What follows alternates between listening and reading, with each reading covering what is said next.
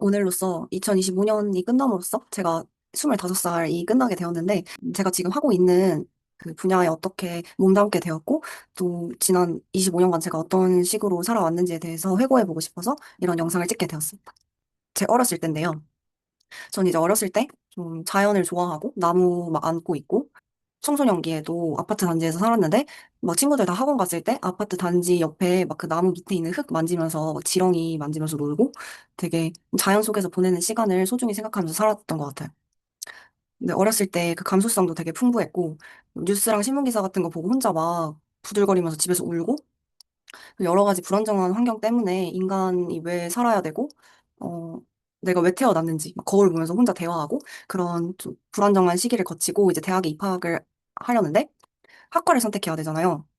근데 제가 고등학생 때 이과였는데 고등학교 2학년 때 무슨 윗셋 프로그램이라는 게 아직도 있는데 윗셋 프로그램으로 대학원생 분들이랑 같이 지금 서울대 재료공학부 연구실에서 같이 논문 쓰고 뭐 약간 활동비로 맛있는 밥도 먹고 하는 그럴 기회가 있었어요. 근데 그게 이제 어떤 연구인지 사실 잘 기억은 안 나는데 무슨 뭐 탄소 나노 입자를 우리가 직접 만들어가지고 그거를 엄청나게 지금 이거는 재미나이로 만든 건데 이 정도의 규모가 아니라 진짜 엄청나게 커다란 현미경으로 그 눈에 보이지 않는 쬐끄마한 시로라기를 들여다보는 경험을 할 수 있었어요.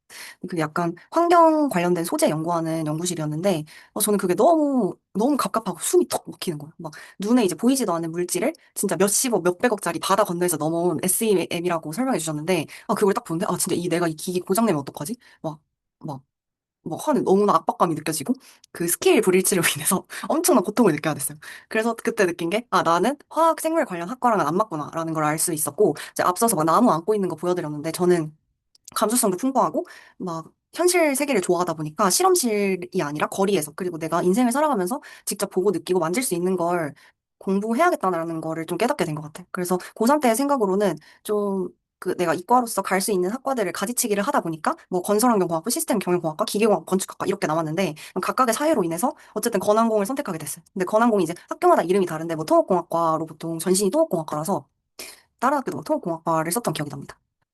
그래서 대학을 선택해야 되는데 제가 감사하게도 두 개 이상의 대학을 붙었어요. 두 개 이상의 대학들 중에서 성균관대학교 말고는 전부 서울에 있었기 때문에 서울에 있는 대학을 가면 꼼짝없이 집에서 통학을 해야 했습니다.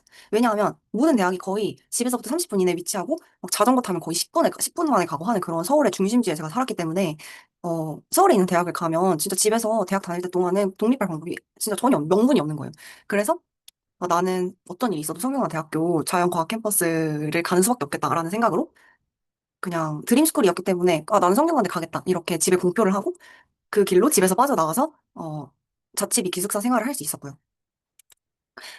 그 다음은 제가 어떤 좀 학사 때 어떤 공부를 했는지에 대한 부분인데요. 먼저 나무랑 풀, 자연을 사랑하고 또 공원이 좋고 그런 공원의 중요성과 여러 가지 가치들에 매료돼서 조경 공부를 시작하게 됐어요.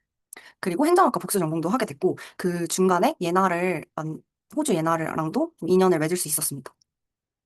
제가 대학에서 공부를 하면서 제가 세상을 바라보는 시야를 되게 휙휙 틀어준 세 번의 경험을 하게 되는데요. 그 변곡점 첫 번째로 바로 대학교 3학년 때 생태보건공학이라는 수업을 들었습니다.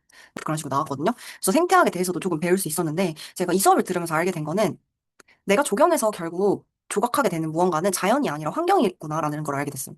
전 조경에서 만드는 공원이 본질적으로 우리 모두에게 다 이로울 거라고 생각했는데 자연을 위한 게 아니라 결국 인간이 정주할 수 있는, 인간이 살아 숨쉴 수 있는 환경을 만들고자 조경이라는 학문이 탄생했다는 걸 알게 되었고 자연이랑 환경, 이 두 개념을 조금 분별해서 인식함으로써 제가 무엇을 쥐고 있는지를 명확하게 깨달을 수 있었습니다. 그리고 두 번째 변곡점은 바로 저 조경학과에 계시는 C 교수님을 좀 만나게 된 경험이었는데요. 이 C 교수님 수업을 듣고 교수님이 너무 멋있어서 막 교수님에 대해서 궁금하잖아요. 그래서 막 찾아보다가 교수님의 학위 논문을 읽게 됩니다. 근데 이 학위 논문이 저한테 뜻깊었던 게 제가 당시에는 대학교 2학년이라서 막 아무것도 모르고 조경이 뭔지도 모르고 뭐 그냥 아무것도 뭐가 뭔지도 모르는 상황, 논문이 뭔지도 모르는데 정말 순수하게 이 교수님을 덕질하기 위해서 이 논문에 접근하게 됩니다. 그래서 이 교수님 맨날 수업 시간에 용산공원 얘기를 하는데 이 용산공원이 뭔지 저도 궁금하잖아요. 그래서 마침 이 학위 논문이 용산공원에 관한 논문이어서 논문을 막 또 서울대학교는 논문 뭐 다운이 안 되잖아요. 무슨 뭐 그 뭐 이지 펍 그런 걸로 읽어야 되는데 뒷줄 치면서 읽고 싶어서 또 다운을 받아가지고 아이패드에서 막 그거를 여름방학에 읽은 경험이 납니다. 이 논문이 공원화에 관한 논문이었는데 공원이 어떻게 계획되고 조성되는지를 되게 실무의 관점에서 파악할 수 있었어요. 왜냐하면 교수님께서는 실무 경험을 바탕으로 이 논문을 쓰셨고 연구 질문 자체가 되게 붕 떠 있는 어떤 질문이 아니라 정말 현장에서 생생하게 살아 숨쉬는 연구 질문이라는 걸 느꼈어요. 그리고 글도 아주 잘 쓰셔서 제가 이 논문을 읽으면서 정말 내가 이 현장에 있는 듯한 그 현장감을 느꼈거든요. 그래서 조경이라는 분야에는 공원 설계나 시공에 관한 분야도 있지만 정책과 제도의 영역도 있고 이 영역이 매우 중요하다는 걸 알게 되었고요. 이후에 행정학과를 복전하게 이릅니다. 그래서 제가 원래 그러니까 인문사회 쪽 학과를 복전을 하고 싶었던 마음이 있었기 때문에 그것도 이제 가지치기를 하다 보니까 이때 당시에 어떤 뭔가 알 수 없는 힘에 이끌려서 행정학과를 복수 전공을 했는데 그때 당시에 복수 전공을 대학교 3학년 1학기 때 처음 했는데 그때 세 개의 과목을 들었거든요. 여기 지방행정론, 정책학 원론, 도시 정책을 위한 공공 데이터 분석과 활용. 사실 제가 뭐 공공 데이터 분석과 활용에 관심이 있었던 게 아니라 저는 이제 손코딩을 하는 사람으로서 뭐 데이터 분석에 관심이 있었던 게 아니라 뭐 일단 시간표 줄 세우기를 했었어야 돼서 왜냐면 명륜에 가는 요일을 몰았어야 돼서 그때 당시에 세 개를 몰았을 때 이런 시간표가 나오더라고요. 근데 저는 이 수업을 들은 게 제 마지막 변곡점이거든요. 왜냐면 이 수업을 진행해 주셨던 교수님, S 교수님인데요. S 교수님께서 이제 첫 시간에 출석을 부르시고 제가 마지막에 가서 질문을 했는데 교수님이 저한테 저도 예나 학생 건설환경공학부에서 온 건가요? 저도 건항공 나왔는데 라고 먼저 아는 척을 해주셨어요. 그래서 또 교수님 덕질이 시작됐죠. 찾아보니까 저랑 이제 학부 백그라운드가 되게 비슷하신데 한마디로 공대 소속인데 그 공대 중에서도 뭔가 우리 사회의 물리적 인프라를 다루는 어떤 학과에서 공부를 하셨는데 행정학과라는 진짜 뜬금없는 학과에서 이 시간차를 극복하고 뜬금없는 학과에서 만났다는 게 뭔가 신기하잖아요. 근데 교수님도 그런 신기함을 느끼셨던 거죠. 그래서 개인적으로는 교수님이 그때 이후로 뭔가 개인적인 친밀함 플러스 뭐 강의력 플러스 뭐 GIS라는 걸 배워보는 거에 대한 설렘 이런 것들 때문에 그 녹강과 온라인 수업과 오프라인 수업 이렇게 진행되는데 온라인 수업에서 교수님이 진짜 지금 저처럼 조그만하게 나오잖아요. 무슨 동그란 화면에. 근데 저는 그거를 막 쳐다봤어요. 교수님이 너무 좋아가지고. 그렇게 덕질을 했고 사람에게 영향을 많이 받는 스타일이고 사람한테 관심도 많고. 근데 그 와중에 또 좋은 교수님들을 만났었던 거죠. 그래서 지금 이 S 교수님께서는 제 지도 교수이시고 저는 이분 밑에서 수학을 하고 있습니다. 그래서 어떻게 인연이 닿아서 이런 세 번째 경험은 저한테 되게 어쨌든 저의 진로를 결정해준 수업이었고요. 그래서 저는 수많은 질문에 봉착하게 됩니다. 제가 처음에 조경학과를 갔을 때 되게 어른들이 특히 좋아했어요. 조경학과 뭐 유망하다.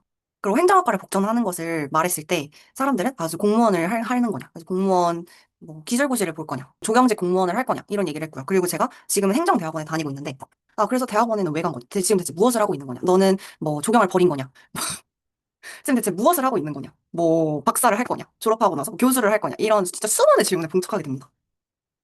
근데 제가 학부 졸업할 때가 되니까 어떤 생각이 들었냐면 지난 한 학교를 거의 5, 6년을 다녔는데 학부 때 진짜 거의 한 5, 6년 동안 공부해온 모든 것들이 이 얼반 플래닝 앤 폴리시라는 분야로 수렴된다는 걸 알게 됩니다. 이런 분야를 알게 됨으로써 제 정체성을 구체화할 수 있는 단어가 생겼다는 게 저한테 진짜 큰 안정감을 줬어요. 이제 결론, 저는 도시계획, 도시정책을 공부하는 대학원생입니다.